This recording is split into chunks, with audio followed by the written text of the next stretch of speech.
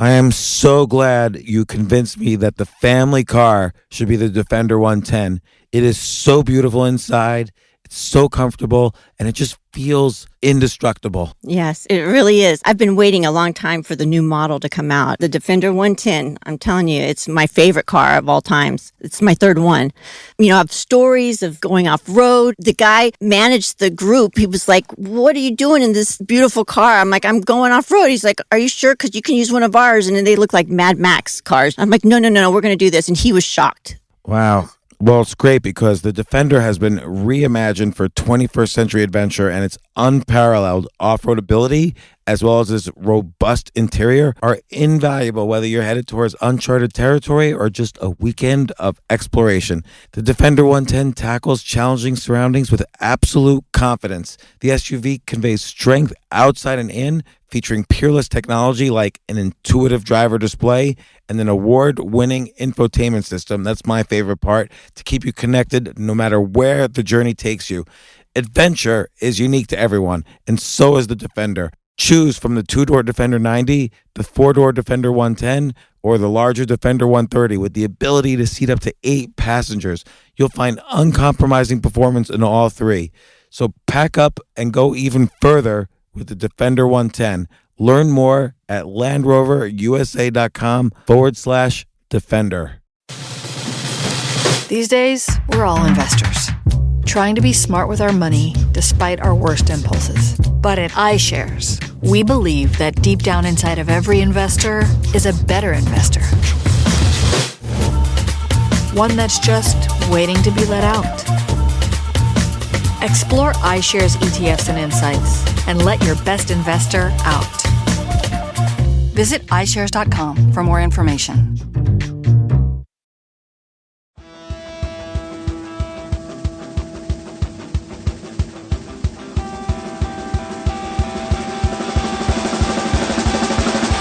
This is James Altucher. Welcome to the James Altucher Show.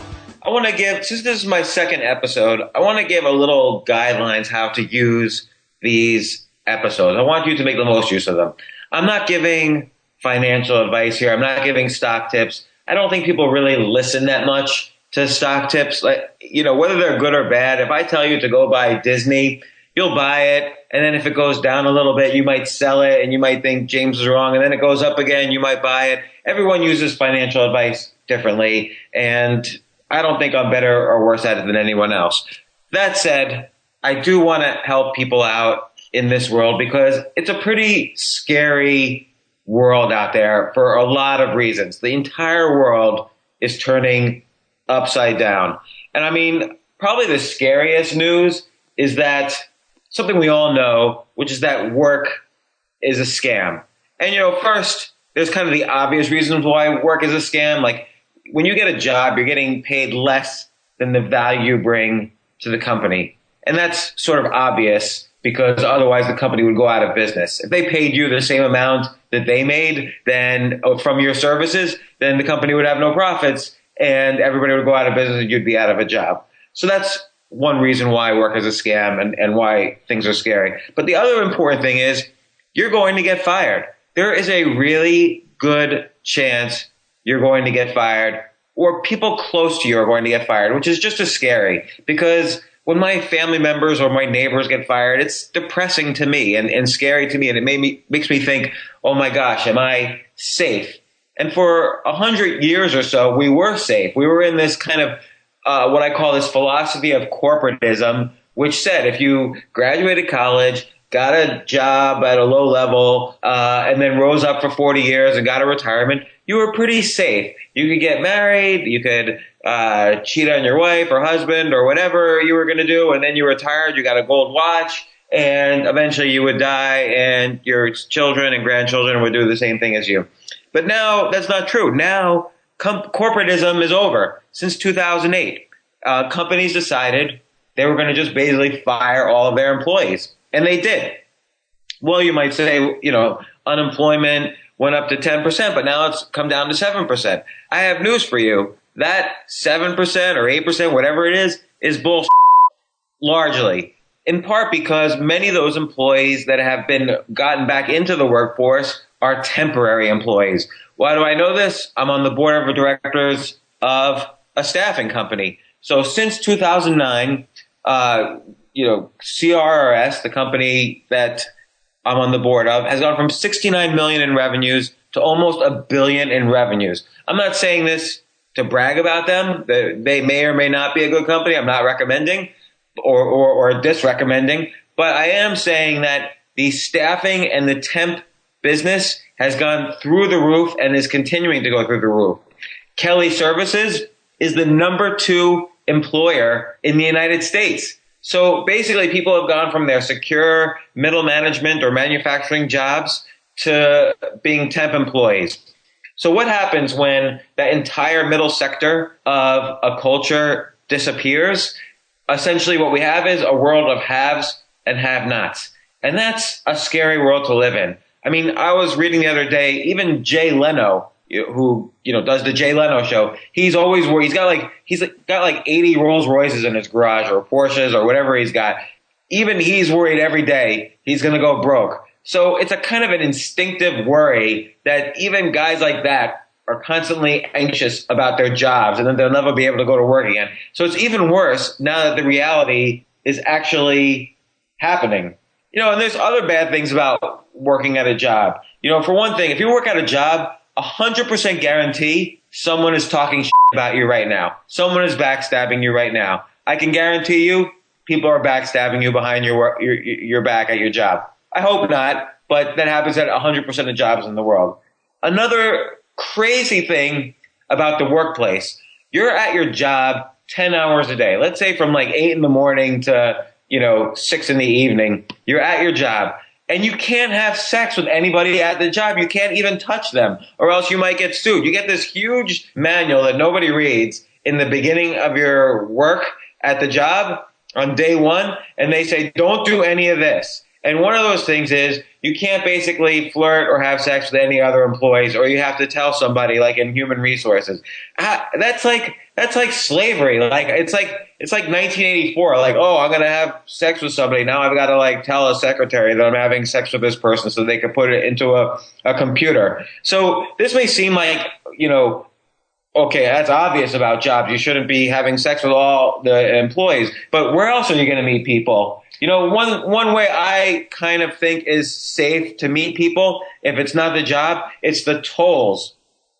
So, when you're driving to work and you go on the turnpike or whatever, and then you have to pay a toll, there's usually a woman on the other side collecting your toll money. That seems to me the safest place in the world to ask a girl out. Because whether she says yes or no, you have to just keep going.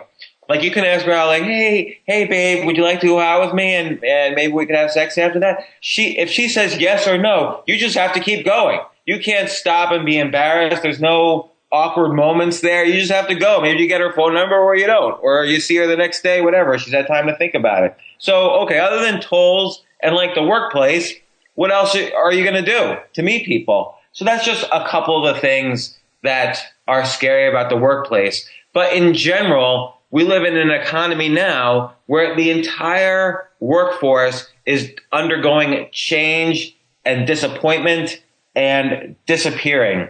And then combine that with like the stock market. So if the stock market goes down 3 days in a row, which is not abnormal, suddenly I, at least, maybe you too, I get all these emails. I must have subscribed to these emails like 15 years ago. I don't know how they follow me around. But suddenly everybody says, the world is going to end. The stock market's down 3 days in a row. Apple, the iPod is dead. Nobody should buy Apple anymore, which means the whole world is going to collapse and the economic system is going to disappear.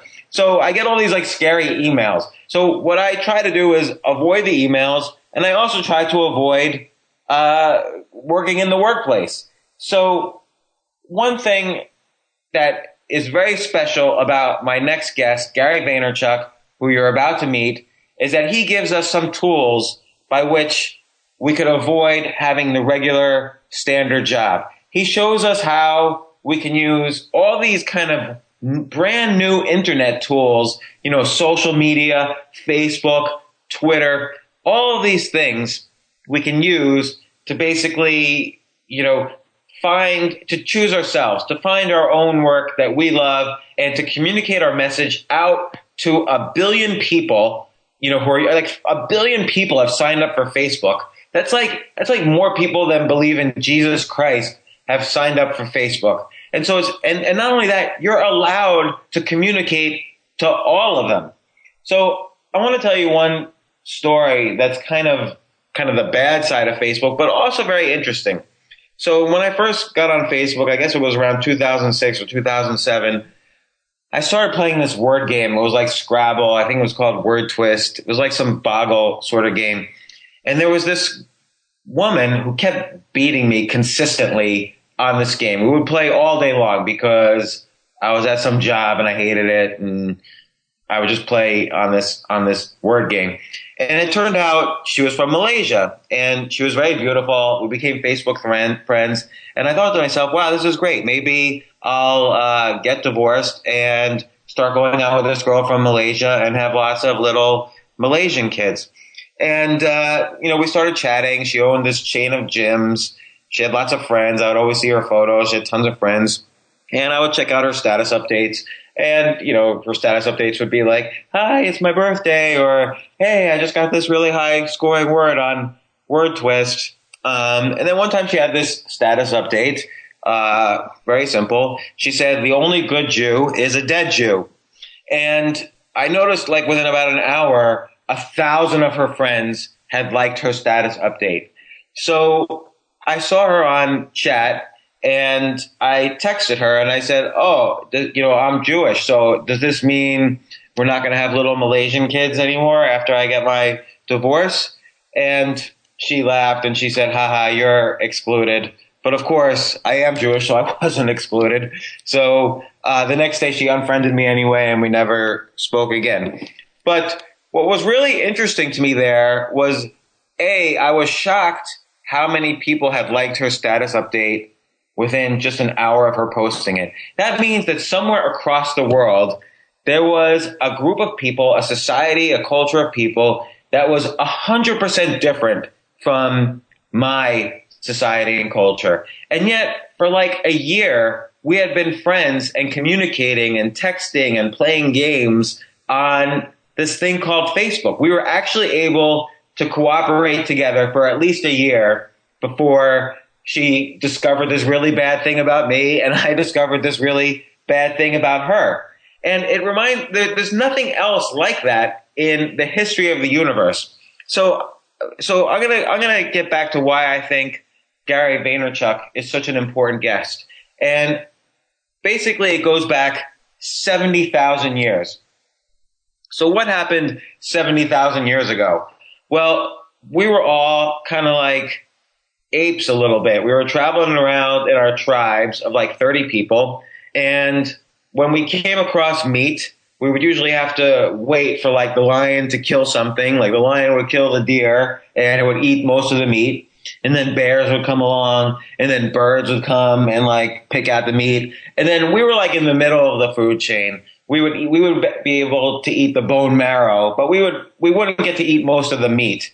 So suddenly, though, we had this great idea, and it was like probably the first real idea any species ever had in the history of, animals on Earth.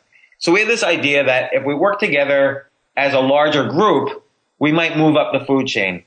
And the only way we can work together as a group is if there was no way we could physically know the intimate details of more than like 20 or 30 people, because that's what we have been used to for millions of years.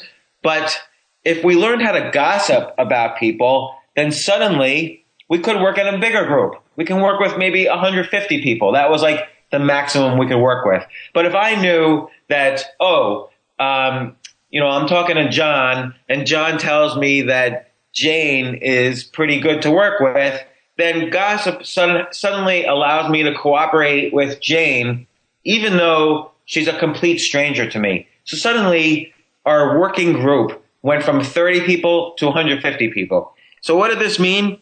It meant something really good. It meant we could basically kill everything we wanted to kill. So we started off with the people we were in most competition with, which was the Neanderthals. Notice there's no more Neanderthals on Earth because they were stuck working in tribes of 30. Now we're suddenly 150 because we could gossip about each other. Now you might be thinking, what does this have to do with Gary Vaynerchuk? Is he the last living Neanderthal? No, of course not. I'm going to get to it. So, but now we needed to learn how to work in groups bigger than 150 if we really wanted to eat well. Like if we wanted to basically stop roaming around the planet and we wanted to grow our own food, we needed to be able to cooperate with a larger group of people to avoid being attacked and invaded and whatever. We had to form societies and kingdoms and the whole thing. So what did we do? We invented storytelling.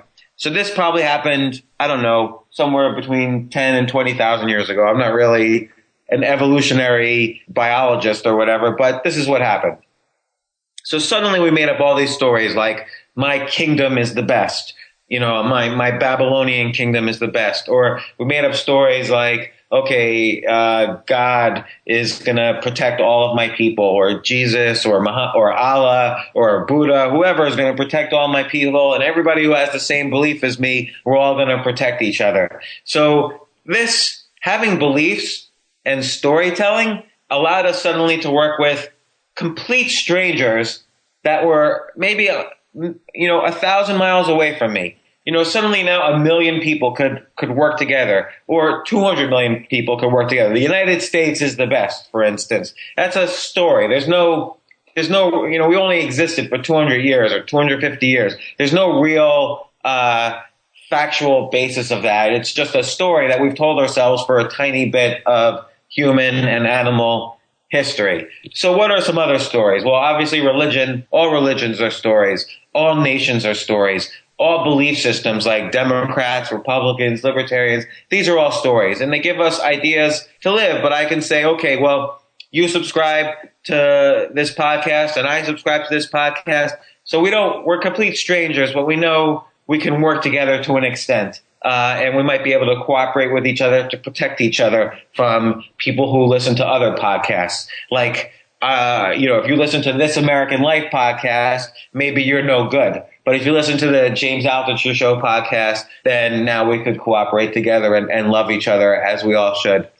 So what happened next was this remarkable thing is, we had these kingdoms and these empires, and they grew bigger and bigger and bigger. So we went from 130 people to 150 people to 1,000 people to 1 million people to groups of 200-300 million people to even, China's got 2 billion people made up of many smaller groups of people. But now suddenly Facebook and Twitter and all this social media, if you combine them all together, you have almost the entire planet.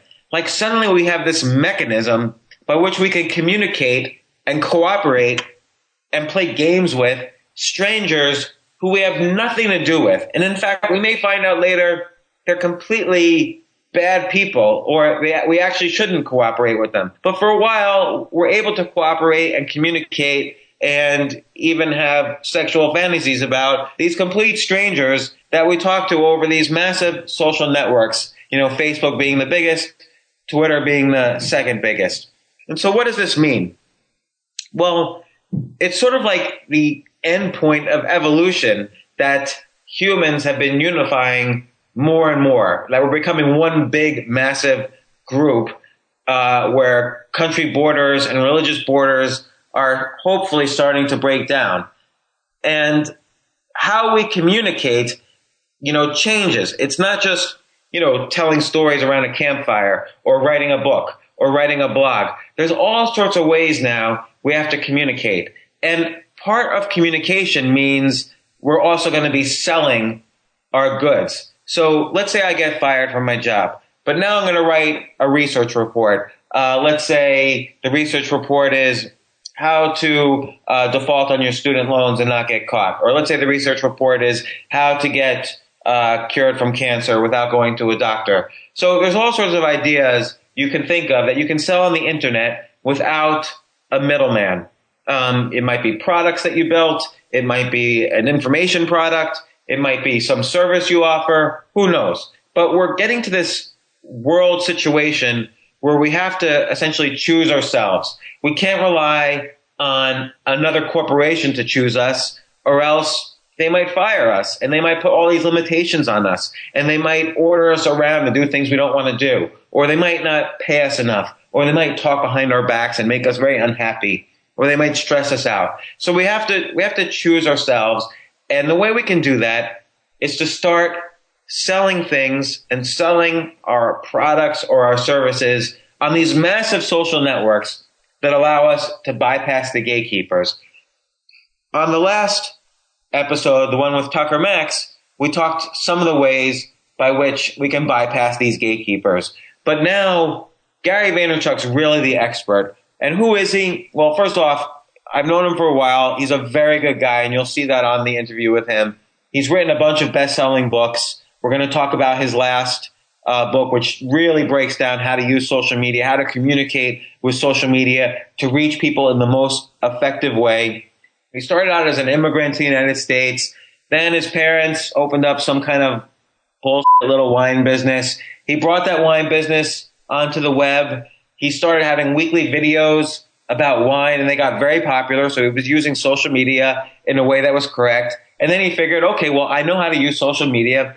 I'm going to build up a big company to help people how to use social media. And VaynerMedia, which is his company, happens to be very large now. He has, multiple Fortune 100 clients, and he's written a bunch of books about how to use social media. So I took his last book, which we'll talk about in a second. I took his last book and experimented with it, all his different ideas, and they really worked for me. Like I put out a Facebook status report, and I used some of Gary's ideas, and suddenly I got 10 times the engagement on my status report. I did the same thing with a blog. I've been using Pinterest. I've been using Twitter the way he suggests. So it's been really amazing how Gary made himself such an expert in social media that it really teaches people how to communicate in this new, what I will call evolutionary medium, which is social media. So now, without further ado, welcome to the James Altucher Show. And I bring you my second guest, this is the second podcast, Gary Vaynerchuk. I'm here with my good friend, Gary Vaynerchuk. Gary, congratulations, New York Times best-selling book, Jab, Jab, Jab, Right Hook. Congratulations. Was this your first appearance on the New York Times bestseller list with this book? This is my third straight. Third with 3 books. That's right. I have to say I enjoyed Crush It, and I enjoyed the Thank You Economy. They motivated a lot of my own daily actions in social media. But this book is the book. This is the Bible for social media. And I'm going to quickly tell people why, and then I'll let you do your thing. But the reality is, you kind of address this book to major brands and mainstream companies, but we've all, as individuals now, have become like one-person media companies. We all have to communicate and get our message out there, and that's going to happen through not just email, but Facebook, Twitter, Pinterest. And you describe what brands are doing wrong, what brands are doing right. Can you give us, as individuals, though, given the fact that every individual now has become a brand of some sort, what would you suggest? How do people get their message across on Facebook and Twitter and so on? Summarize your book real quickly. Sure, no problem. So, as you went through it, James, I saw you already put one Facebook post to practice. I was excited to see that. Yeah, I've been trying out all your techniques. They're fantastic. I've been blown away. I appreciate it. So, as you know, through the book with 80 case studies, I did go big brands a lot because that's the world I know very well with VaynerMedia, but I did interstitial, celebrities and small pizza shops and ice cream stores and things of that nature. And so the funny thing to your question, James, and for everybody listening is the game's really the same, right? At the end of the day, we need to put out content that is contextual to the platform we put it out on, right? So whether you're an individual that's selling, a self-published book or wine or selling cars or pizza at your local pizza shop or some gadget that you got funded on Kickstarter, the way you execute on Facebook, Twitter, Tumblr, Pinterest, Instagram, Vine, Snapchat is actually fundamentally no different than the way that Fortune 500 brands do it. The difference is they're going to default into spending too much money on amplifying it. We, as entrepreneurs, don't have that luxury. So at some level, we even have to be slightly even better at doing the craft of it than the rest of the world. Gary, let me ask you about that, because I would say that traditionally brands have not done what they are doing today in terms of today you have to be authentic on social media. Whereas like the old Hardee's commercial where Paris Hilton was, eating this hamburger while really sexy. That was sort of how branding happened 10 years ago. But now you have to be a lot more authentic. Like a Hardee's hamburger is not necessarily sexy. You have to actually tell a story with your Facebook content and your Twitter content. So maybe address that a little bit. Or they need to provide some sort of value, right? And so the value they provided with that Paris Hilton commercial that I recall as well was shock value and being current, right? But what we have the ability to do now is we have the ability to be customer service. I mean, that's what the Thank You Economy was all about, James, right? The Q&A stuff that you do, you're bringing value to your community by really providing customer service information, what I would call being a counterpuncher, being responsive, right? So that's one way to do it. The other way to do it is to become a utility. Hardee's can do a whole lot for its target demographic of a lot of teenagers by doing a Hardee's top 3 free apps on the iPhone, and literally become a media company, and each Friday put out Free App Friday and put out a post on Facebook describing some new app. And that's a utility. That becomes a curator. That's bringing value by educating their audience. The other way they can do it is by couponing and all the classic stuff we've seen before. And then finally, a version of what they did with Paris Hilton, which I think is great jabbing, which is when there's Throwback Thursday, why not put out a picture of the first Hardee's restaurant or burger that they ever put out, or whatever memes are going on at that point. Target that to the community that you're actually trying to serve. So if you've got a lot of teenage girls, why not have a roast beef sandwich twerking? All these 30-second, you're relevant. You feel like you're cool. You feel like you're talking the right slang. There's a relevancy. And so for everybody listening that hasn't heard, jab, jab, jab, right hook stands for give, give, give, and then ask. How do we all provide enough value up front that when we ask for the sale, we actually convert? This has been the backbone of my success in my career, and really it's what matters. So Gary, let's take an example of like a random lawyer or an accountant, like a solopreneur who's trying to build his business, doesn't have many customers yet, but they would like to use social media to get more followers and then more customers. What should they do? Let's start right from day one. You're an accountant. Let me make this statement.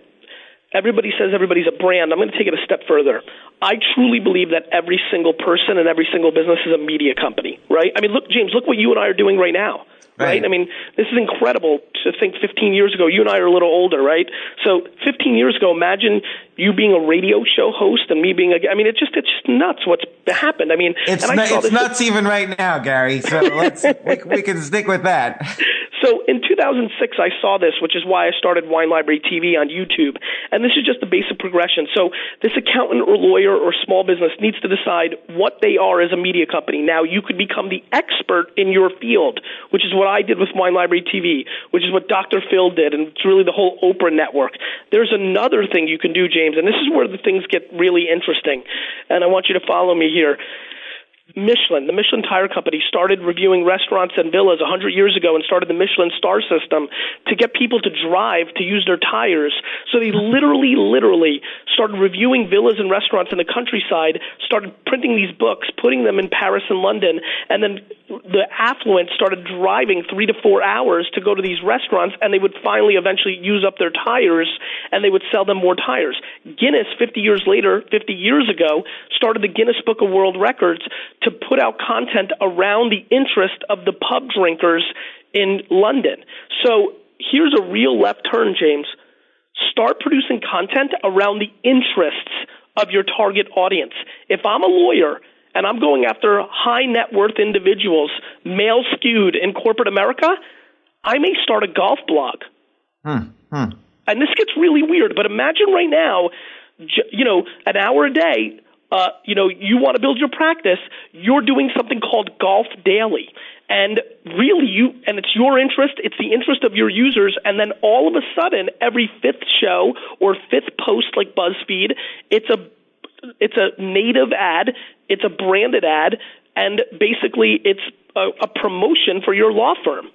Well, Gary, I love this idea of treating each person as their own media company. It goes very along the lines with my idea that people now have to choose themselves because the gatekeepers are gone. The middlemen are gone. But it's interesting how you point out how companies like Guinness and Michelin have been doing this for a century. So it brings it to the present day that, now you kind of have to create not just advertorial content, but real value to bring in those customers, bring in those followers. But it's not different than what people were doing 100 years ago. It's just the media have changed. The only difference is, though, James, was it took a big company like Michelin and Guinness to do it. The fact that you and me, some schlemiels from the East Coast can do this, it's incredible. Well, now, Gary, let me ask you about, so let's talk about the specific media. So Facebook, what are the top 2 or 3 things people should remember when posting content on Facebook? That this is the one place that people most use like an email service, and it's the single biggest reason people suck at it. Let me say it again. 99% of the people listening right now, and James, I've been watching a lot of what's been going on with you, and you have an incredible community, and a lot of it overlaps with me as well, and some of the other people I think that I respect. Very smart people, but the problem is everybody's in the right hook business. You can't use your Facebook as the one place to do call to actions every single time. So first and foremost, I want to get everybody down on the religion. Facebook, because it has the scale, has been defaulted into a modern-day email service for a lot of people, and it just won't work.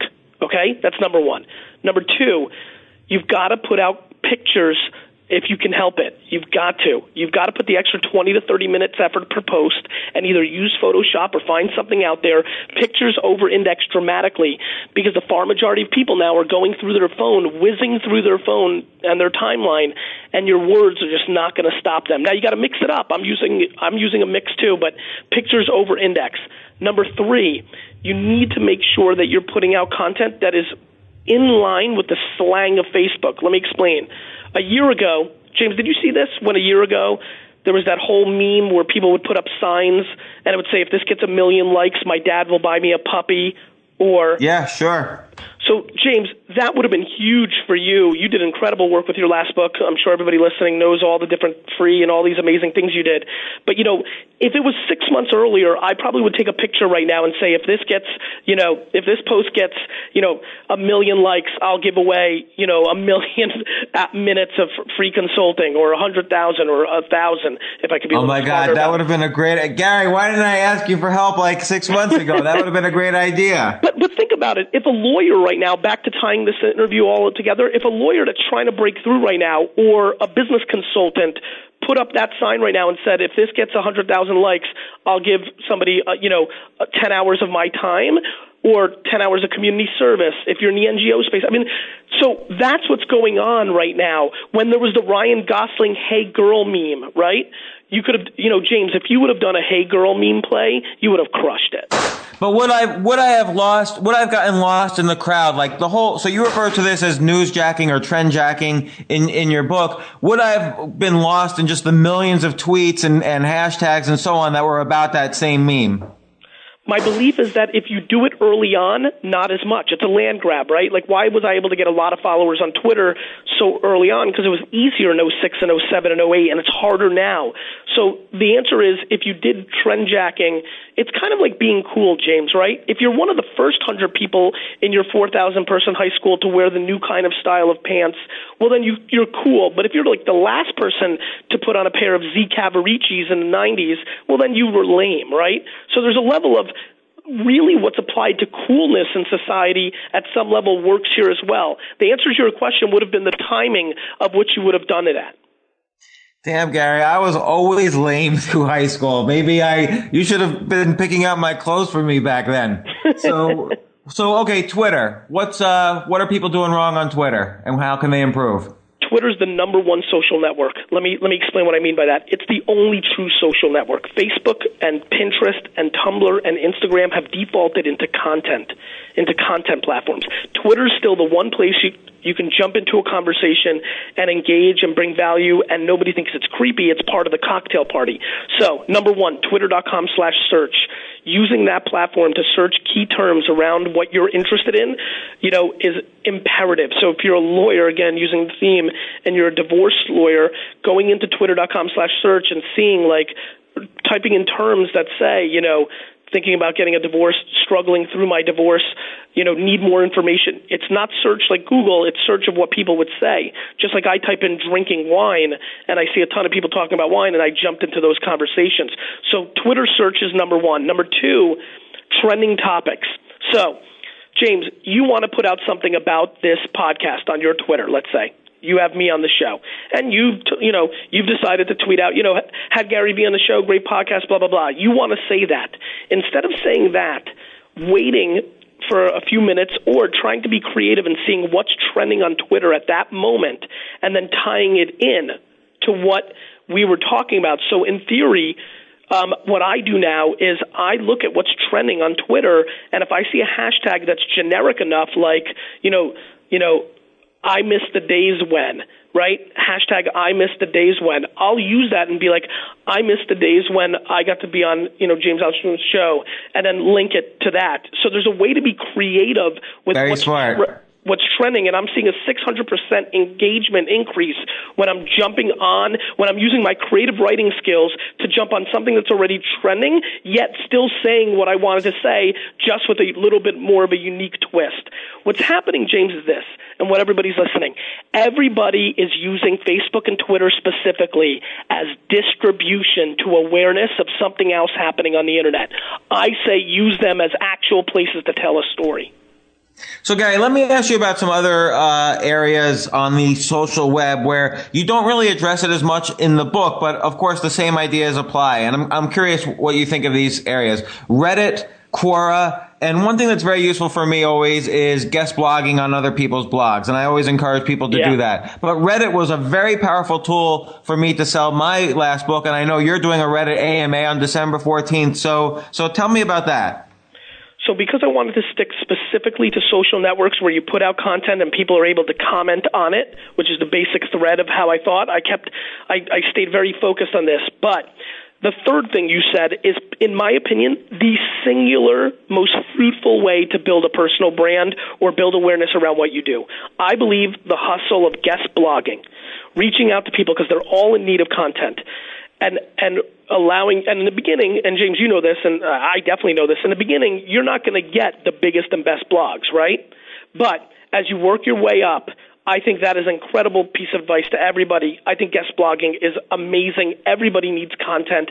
And if you're willing to put out the work, you're getting invited to somebody's home and you're getting exposure elsewhere. That's number one. Number two, Reddit is a beast. I mean, Reddit is as important as a website right now and has as big of a community as anything on the internet. And so, these, Ask Me Anythings are very fertile, huge opportunity. And I guess you experienced this. I haven't done one yet, so I'm about to find out. But I guess you experienced this at scale, James. I assume that you were able to, bring yourself to an entire new audience because of it. That's right. I would say Reddit was the number one way I was able to market and boost sales for my book. Doing those, I did 2 AMAs and they were very good. So Gary, it seems to me when I look at the arc of your career, you've gone from success to success. You did the wine library, brought your company sales from 3 million to 45 million. You've done 3 New York Times best-selling books. You have Vaynermedia, which is a successful company. You and I both invested in Buddy Media, and that worked out very well. Tell us, when was there a hard time in your life? What's been difficult for you? Ironically, the first 18 years in a weird way were difficult. I was born in Russia. I came here. I didn't speak English. It was tough to, kind of break into the American culture at first when I was 4 or 5. No easy track on the way up. And then really the really most dark ages are really between 6 and 17 because I was such an F&D student, James. So unlike a lot of the contemporaries that we hang out with, I wasn't a good student. I didn't go to an Ivy League school. I was really considered a failure, at least in the context of school. Luckily, I had an amazing mother who recognized I had some over-the-top skills when it came to being an entrepreneur. But I mean, at 8 times a year, when I would get my progress report and when I would get my report card, James, I would have the stress of running home and trying to steal my report card out of my mailbox before my mom got it so that I could flush it down the toilet. And so that was really tough. And then I would tell you the one interesting transition that's a little more practical than like, okay, way back in the day, is right after Wine Library and Crush It, 2009, I was really riding high. Wine Library TV was on fire. WineLibrary.com was exploding. Crush It just became this big breakout hit. I was speaking. I just invested in Facebook, Twitter, and Tumblr, so I knew that was going to work out. I was really in a crazy good place.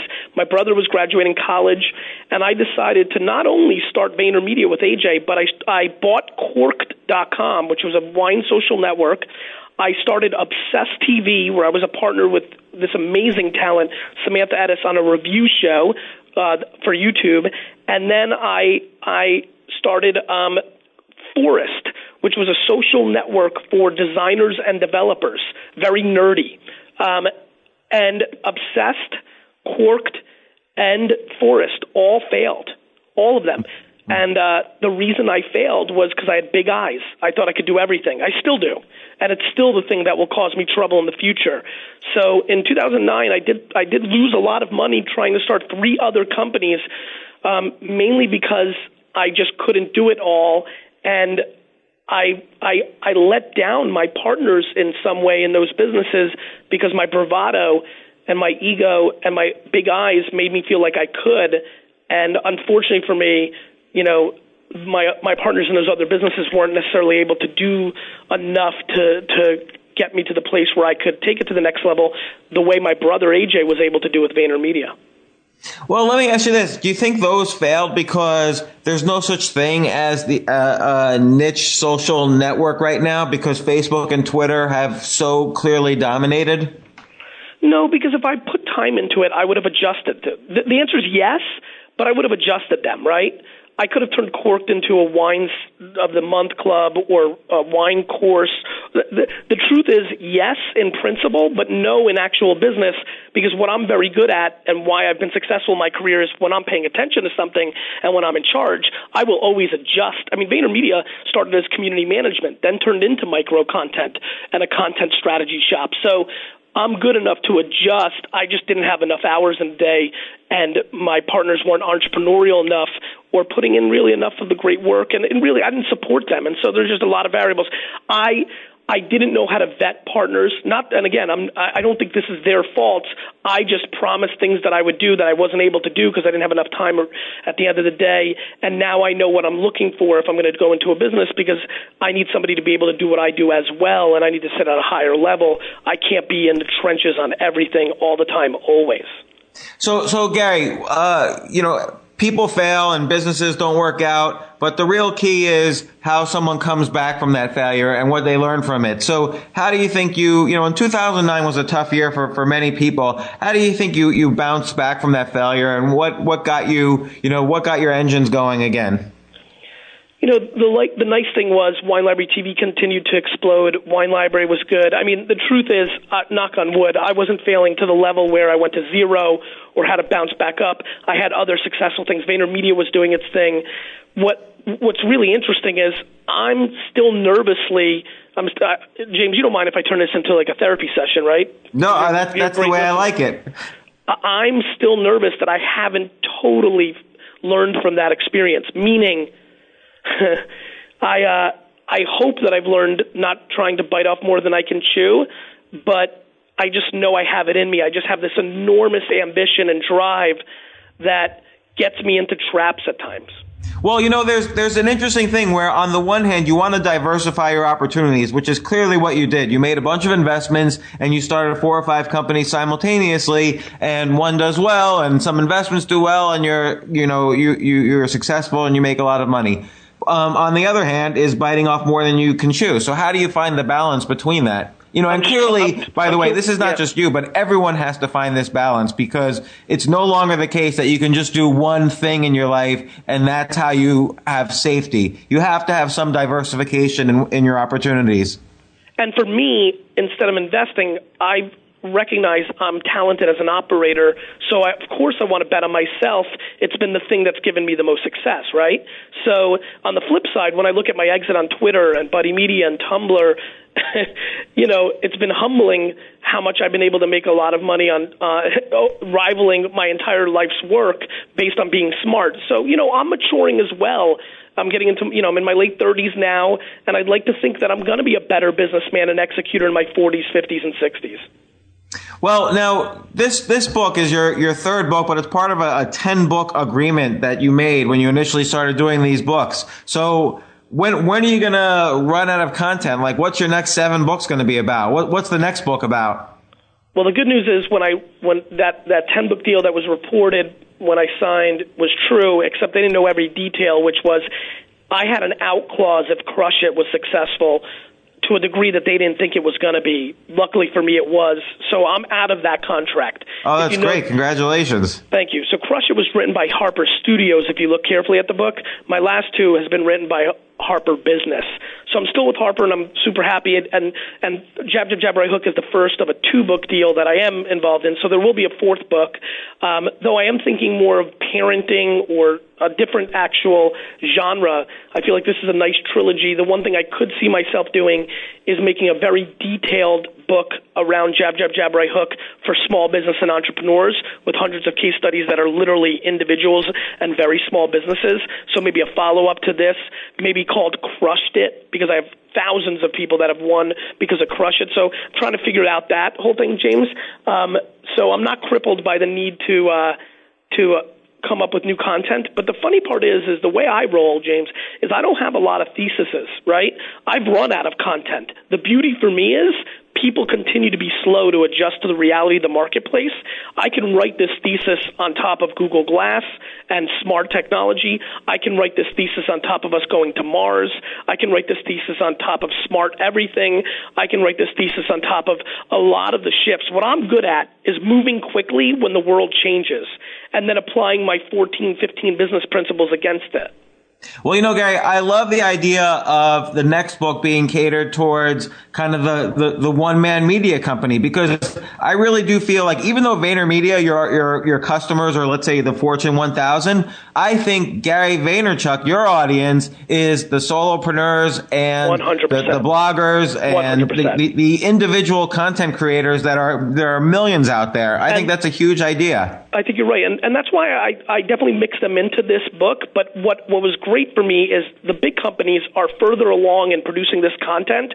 And as you know, half of the case studies, for everybody that doesn't know, half of the case studies in this book, I talk about being crap. I mean, James, my biggest... Well, and I will say also, the case studies you use, even if they're for big brands, they're great. And I know because I've been trying them out just in preparation for this interview. I took your Amtrak idea and applied it to my own stuff. And it's fantastic how my engagement quadrupled on one post. It's the biggest thing. You know what, James? I think your audience is going to like this. Do you know what I did before I wrote this book? I have no idea. I sat down and I read every negative review of Crush It and Thank You Economy on Amazon twice. Well, it's interesting because I noticed, unlike most authors, because I went through all those reviews also in preparation for this interview, and you comment on a lot of your reviews, which most authors don't do. I kind of make it a rule actually not to engage with the people who are negatively commenting because I sort of feel that encourages the negativity. But go ahead with why did you do that? I respect that POV, but I actually go the other way. I actually very heavily respect my critics because I actually believe that 95% of them are being authentically true. Do I believe there's 5% that just want to dislike you or are using your name to build a name for themselves? Absolutely. But I get it. I'm self-aware. I know that I can come across aggressive or obnoxious on stage or in writing because I have a lot of bravado. I'm not confused by that. And so I actually just respect my haters quite a bit, and I feel as though I listen to them. I think they help me get better, and I want to acknowledge their effort because it's positive. It's helping me, and so I spend a lot of time engaging with negativity because I think they're coming from an authentic place. I really do think a lot of times it does come from an authentic place, and I'm also self-aware of my shortcomings, and I try to evolve. So I do that. And then the real reason I read the negative reviews twice was, especially Thank You Economy, a lot of people said, listen, this is a great book, but this is a why book. I want a how-to. And you could tell by this book, and I'm so flattered by your opening line of I really wanted that. I mean, when you said this is the Bible of social media, or when people have been saying, well, this is the first 201 or 301 book in the social media space, that's what I wrote it for. And I needed to read that negativity of this, don't write a why book, don't write a why book. And that's why I went with the structure of the 80 case studies, because it allowed me to make it a very specific how-to. Although I would say the Thank You Economy was a how-to book, and I'll tell you why. The title. Okay, I don't have to even read further than the title to know what to do in every situation from that book. I agree. And that book actually has worked very well for me. Just simply saying thank you to my biggest audience. Listen, I agree. But you're also, listen, everybody who's listening to this knows you're ridiculously smart too, James. I don't know about that, Gary. Well, listen, you're gonna play humility right now, but you're ridiculously smart, and not that anybody else isn't, but when you go I can't believe how great. I mean, I was a DNF student, James. For me to get this granular, this was the first time I've done homework in my life. I mean, I had to really work to produce. We went through hundreds of case studies to get to these 80. It was a pain in my ass. Well, I wanna veer off in one direction. You mentioned briefly that you might consider writing content about parenting, and I remember a couple years back, you had an auto response on your email, which basically said you were off the grid for a little while and you were spending time with your family and your kids and so on. So tell me how you're involved in so many things. How do you find the time to spend with your kids? Talk a little about your family. Extremities. I've won in 2013. This is by far the year of my most happiness with how I've done it, and I've done it through extremities. Let me explain. Yeah, I don't understand that. No worries. I was half pregnant before. I'd be working, and then I'd be like, wait a minute, I need to spend more time, and I would just leave and cancel some meetings and get home at 5:30 and bathe Misha and, spend some time with Lizzie. But there was no system. It was very serendipitous. It was very helter-skelter. It was just a philosophy of like, wait a minute, when I can remember, or how do I fight for it? I need to fight for it. It didn't work. What I did was I went extreme. I went to my strengths. I now work 8 a.m. to midnight. And I mean, I walk into my apartment at midnight, not I get home at 8 and work on the computer. I work 8 to midnight, Monday through Friday, James. I really do. I mean, it's the truth. I'm a workaholic. There's no confusion by that. On the flip side, my weekends, I'm completely all in on my family now. No looking at the phone, answering email, maybe a little bit these last 2 out of 5 weekends because of the book, but I would say 50 of the 52 weekends, 48 of the 52 weekends this year, I will be 100% all in. On top of that, instead of the 2.5, 3 weeks of vacation that I've taken every other year of my life, at least the last 10 years, I took 7 weeks this year, a lot more time with Lizzie and the kids. And so I've been able to get a lot more quality time with my family and get a lot of quality work in, which is something that I'm passionate about. I see. So you sort of like pack it in. You kind of turn off the phone on Friday night and pick it up again Monday morning or something like that. It's been 100 and 0 to the best of my ability. The vacation time's been ridiculously incredible. It's very easy for me to tune out. And on the weekends, I was really like, let me get an hour in. Let me do this, 5 minutes. I'd look at my phone 15 times when I was at the park with my daughter. I've been able to cut that out and be really focused. And so do I spend as much hours as somebody listening right now saying, wait a minute, 8 to 12? I mean, he's out all of Monday through Friday. Yeah, the weekend. And so, so am I as around as somebody who gets home at 6 and spends time? I'm not. But for the hours that I am, I'm dramatically more tuned in. So Gary, related to that, and I find this is the case with a lot of workaholics, including my own periods of workaholism, and I'll call it an addiction, that often workaholics have a hard time celebrating their successes. So like, let's say when you've had a good exit like Buddy Media or Twitter or whatever, how do you let yourself relax a little bit and celebrate? I'm terrible at it, and it's been the biggest discussion I've had with my brother AJ for the last 8. I can't believe you brought up this question. I'm almost a little bit scared and wondering if you've wiretapped my office. This is the single. That was part of my homework for this interview, so don't worry about it. So you've got me pegged. I've never celebrated anything. It's really quite sad, and learning the fact that I was able to adjust this year to a different work-life balance that has worked for me. Might not be right for everybody, but has been huge for me and my family. The next big thing is the next thing of any tangible, results. I'm going to learn how to try to do something. And I think it's going to be predicated on going away with the people involved, because I don't need a car or a jet or a watch. I don't like stuff. But I've done an awful job with, Twitter went public and Facebook went public and Tumblr sold and Buddy sold and Wildfire sold. And I've had all these great, incredible things. And VaynerMedia, VaynerMedia has gone from 20 to 300 people, James. I've taken the business, AG doesn't want me putting out numbers, but it's a hefty 8-figure business in 2 minutes, right? So I have a lot to be blessed for and thankful for, and I am just not been capable of smelling the roses, and that's sad. I'm aware of that, and I'm very focused on making 2014 the beginning of me being able to do that. I think that's really important, Gary, because, people are really they have various constituencies inside of them, and the business side and work side is one constituency, the family side is another, the personal side is another, and the side which you talk about, you wrote a book about it, the thank you economy, the side where you can say thanks and surrender to what's, the abundance you have is really an important constituency, just as important as the work side. It's much more natural for me to do right by others than myself. This is a trait that I really have from my mother. It's made me quite popular in this world, right? That I get more happiness from the giving to others. I get enormous fulfillment from that. And I've got to find a better way to cheer for myself, because I'm not Mother Teresa. I'm very self-aware that this is going to lead to bitterness in my older years.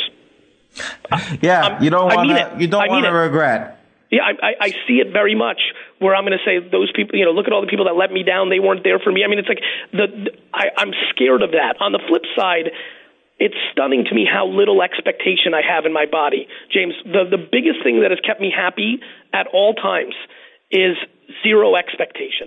Yeah, well, I always say if you have zero expectations, then it's going to be very easy to exceed those expectations, and that's a good recipe for happiness, actually. It's been the backbone of my happiness. So, Gary, my audience knows I never recommend anything unless I've personally benefited from it myself, and I've tried it, and I've tried the exercises. I've gone through I've really learned from it. I've been actually already just in the past week using your techniques, and I see for myself they've worked. This is not a BS book. This book works, so I'm happy to recommend it. I hope people go out and buy it. Jab, jab, jab, right hook. I've got Gary Vaynerchuk on the show. It's been a great half hour. Gary, thanks again. I know you have a busy schedule, so thanks for coming on the show, and this has been great. James, thank you so much. I'm always here for you and anybody in your audience. I'm available, as you know. Thanks, Gary. Thanks, James. Stansberry Radio is a purely public broadcast and is not intended to be personalized financial advice for any individual specific situation. Each individual's financial situation is unique, and Stansberry Radio should not be relied upon and or considered as personalized advice. Stansberry Radio is not licensed to render personalized advice and should be considered simply the public opinions of Stansberry Radio and its guests. Recommendations on specific financial securities are not intended to address any listener's particular financial situation. Walmart's Black and Unlimited platform is making it easier than ever to support Black-owned brands. When you go to walmart.com/Black and Unlimited, you'll not only get to shop products from Black-owned brands, but also learn about founders like Janelle Stevens of Camille Rose, which specializes in products for naturally curly hair, or the Allison Devon, founder of T-Spressa, and there are many more awesome products that you have yet to discover. It's all easy to find with Walmart's Black and Unlimited platform. Join in on celebrating Black brands today and every day at Walmart. We are Black and Unlimited. Visit walmart.com/Black and Unlimited to discover more. That's walmart.com/Black and Unlimited.